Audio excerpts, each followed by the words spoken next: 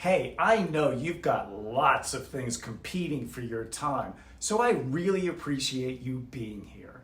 In this lesson, you're going to learn how to cut your hunger by up to 50% using a principle neuroscientists call the meal recall effect. About 20 years ago, scientists noticed something really odd with their patients with amnesia. They'd finish a meal, forget it, then ask for a second, third, or fourth. Why? Why weren't these patients feeling full after they ate? Why weren't they experiencing the sensations of stretched stomach walls? Why was their hunger hormone still circulating? Why were their satiety hormones not circulating? This led brain researchers to a really intriguing question. Could memory open the door to understanding hunger and satiety? The answer was a resounding yes. 20 years of peer-reviewed research on non-amnesiacs, people like you and me, revealed that memory has a huge influence on hunger. Example, if you can't remember what you ate, say for lunch, you'll be a lot hungrier at dinner. And the reverse is true. If you do remember, you'll be less hungry. Memory's impact on hunger is so profound, scientists gave it a name, the meal recall effect. The more you remember what you last ate, the less you'll eat at the next meal.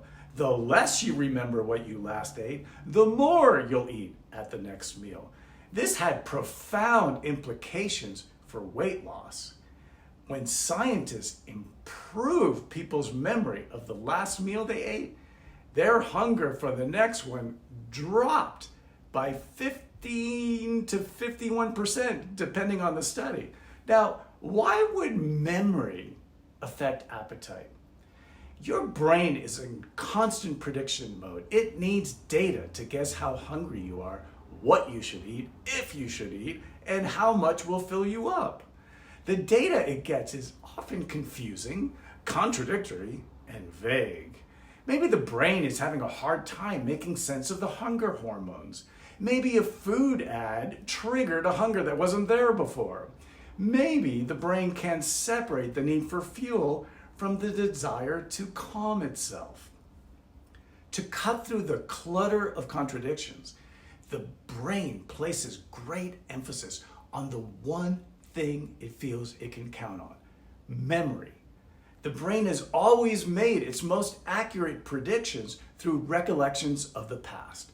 It searches its memory banks and asks, hey, when I've been in situations like this in the past, when I've had this kind of food presented to me, when this amount of time has elapsed since I last ate, what did I do and how did it turn out? Thus, recalling your last meal helps your brain appropriately interpret the storm of electrical signals it's receiving. If we could put your brain on speakerphone as it's deciding how hungry you are, we'd probably hear something like this. How many cookies should I eat? I'm getting confusing signals from my friends at the brain-gut axis. Some of the synapses say I'm hungry, but I'm also sensing electrical activity that says, no, it's just anxiety. Ghrelin seems listless, but the cookies are definitely exciting my visual cortex. Hey, memory, why haven't you weighed in? What did we have for lunch? That would be helpful data to plug into my prediction algorithm. Oh, so you do remember eating X amount of food and feeling Y amount of fullness. Ooh, that's actually very helpful. Thanks, memory. All right, let's put all this data into my Cerebro 5000 prediction mainframe, give more weight to memory's input to calculate what these eggheads in academia refer to as expected satiety, and voila! This just in. I'm hungry enough to eat 2, maybe 3 cookies, no more. That is a rough approximation of how your brain decides how much to eat. The meal recall effect is so powerful that cognitive scientists who discovered it use it themselves to reduce their own hunger. Now, you know what would be really helpful?